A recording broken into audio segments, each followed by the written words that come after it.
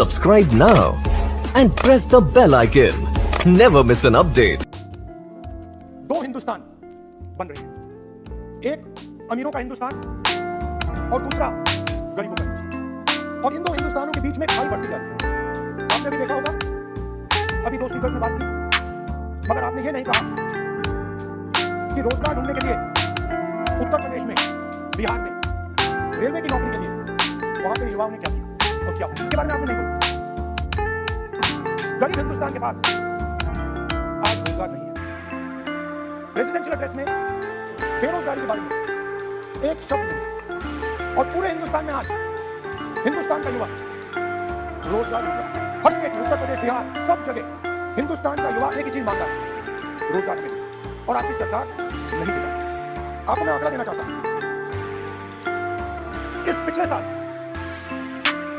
3 करोड़ युवा रोजगार हुए हैं। आप बात करते हो रोजगार देने की, 2021 में 3 करोड़ युवा रोजगार हुए। 50 साल से सबसे ज्यादा बेरोजगारी आज हिंदुस्तान में। आपने मेक इन इंडिया की बात की, स्टार्टअप इंडिया की बात की, मगर जो रोजगार हमें हमारे युवाओं को मिलना चाहिए वो नहीं मिला, और जो था वो गायब।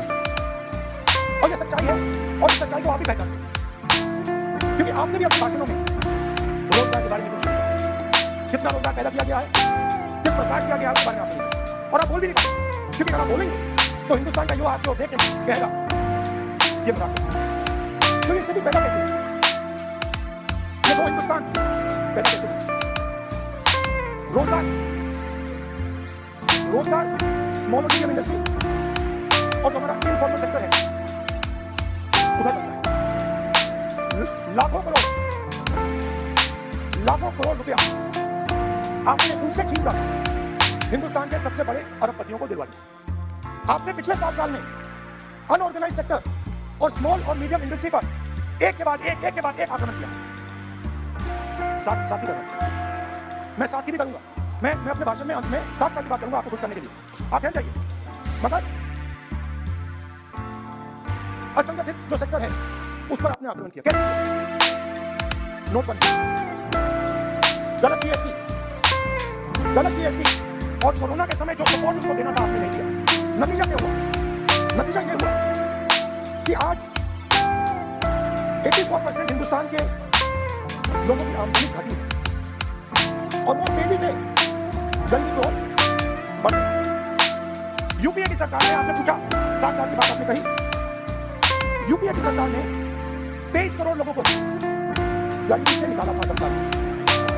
हमारा आंकड़ा नहीं है, यह सच्चा आंकड़ा है। 27 करोड़ लोगों को हमने गरीबी से निकाला था और 23 करोड़ लोगों को आपने गरीबी में वापस डाला। और वो क्या रहा है? फॉर्मल सेक्टर में मोनोपोलीज बन रही है। किसी भी आप सेक्टर में देखिए, और सबसे तो मोनोपोलिस्ट के बारे में थोड़ा सा बोलूंगा। उसको वो कोरोना के समय अलग-अलग वेरिएंट्स आते हैं ना, डेल्टा, ओमिक्रॉन, वो डबल वेरिएंट, और वो पूरा का पूरा हिंदुस्तान के जो अर्थव्यवस्था है उसके अंदर फैल रहा है। आपने बात उठाई तो मैं उसके बारे में पहले बोल देता हूं। एक व्यक्ति को, नाम नहीं लूंगा, एक व्यक्ति को हिंदुस्तान के सब पोर्ट्स, हिंदुस्तान के सब airport, power transmission, mining, green energy, gas distribution, edible oil, जो भी हिंदुस्तान में होता है उधर अदानी जी दिखाई देते हैं। और दूसरी side Ambani ji, petrochemicals, telecom, retail, e commerce में मोनोपोलियां। तो पूरा का पूरा धन जो है चुने हुए लोगों के हाथ में जा रहा है। और आपने जो असंगठित सेक्टर को खत्म किया, देखिए, अगर आप इनफॉर्मल सेक्टर को खत्म कर देते और मैन्युफैक्चरिंग जॉब्स आप क्रिएट कर देते तो फिर इतनी प्रॉब्लम नहीं आती, फिर दो हिंदुस्तान नहीं बनते। मगर आपने क्या किया? आपने असंगठित सेक्टर को खत्म कर दिया। नोटबंदी, जीएसटी, कोरोना, सारे के सारे जो स्मॉल और मीडियम बिजनेस है उनको आपने बंद कर दिया। बोलने दीजिए, सारे के सारे जो स्मॉल एंड मीडियम इंडस्ट्री है आपने उसको खत्म कर दिया, नष्ट कर दिया। अगर आप उनकी मदद करते, उनको सपोर्ट देते, तो फिर मैन्युफैक्चरिंग सेक्टर तैयार हो सकता था।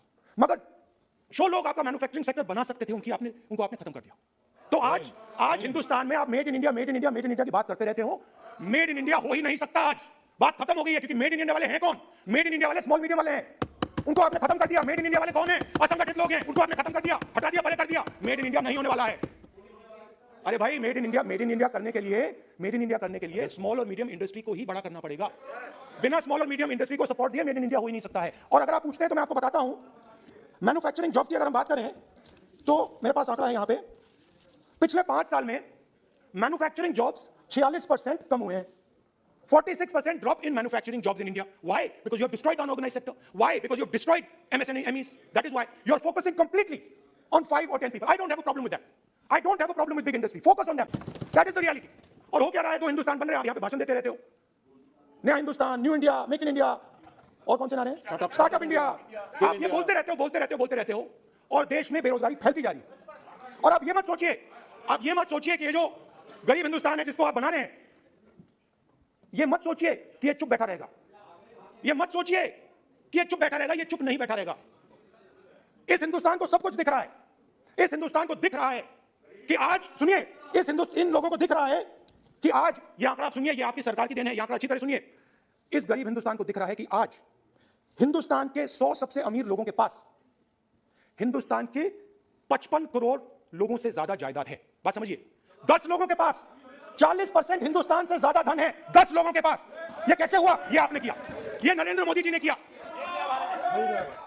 और तो मैं आपको एक सुझाव देता हूं, प्रधानमंत्री जी को आपको सुझाव देता हूं, ये जो 2 आप हिंदुस्तान आप बना रहे हैं, इन 2 हिंदुस्तानों को जोड़ने का काम जल्दी से शुरू कीजिए। स्मॉल एंड मीडियम इंडस्ट्रीज की मदद करना शुरू कीजिए। जो हमारे बेरोजगार युवा हैं उनकी मदद कीजिए। और ये जो आप पूरा का पूरा धन इन्हीं 5-10 लोगों को दे रहे हो, क्योंकि ये आपकी मार्केटिंग करते हैं, आपको टीवी, व्हाट्सएप, फेसबुक पे लगाते हैं, ये काम आप बंद कीजिए, नहीं तो देश का नुकसान होगा। आपका नहीं, देश का नुकसान होगा। तो पहला मेरा सुझाव ये है। नंबर 2 और नंबर 3 भी है, अभी आएगा वो। और वो जो आपने 60 साल की बात कही थी, वो नंबर 3 में आएगा।